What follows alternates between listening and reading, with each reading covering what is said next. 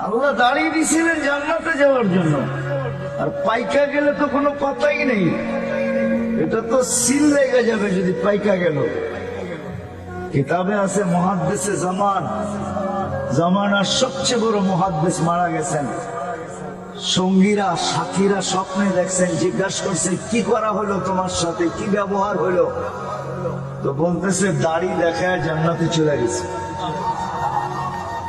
দাড়ি দেখায় মানে আল্লাহ জিজ্ঞাসা করছিল ওই বুইরা কি নিয়ে আসছস? আমার হাদিস মনে উঠছে, আমিও বইলা ফেলছি দাড়ি নিয়ে আসছি, আর কিছু নিয়ে আসিনি।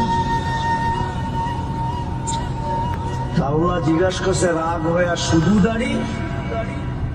আমিও ডাইটা বলছি, কেন আপনি বলেন নাই জিবরিল আলাইহিস সালামকে, জিবরিল আলাইহিস সালাম বলেন নাই আমাদের নবীজিকে, আমাদের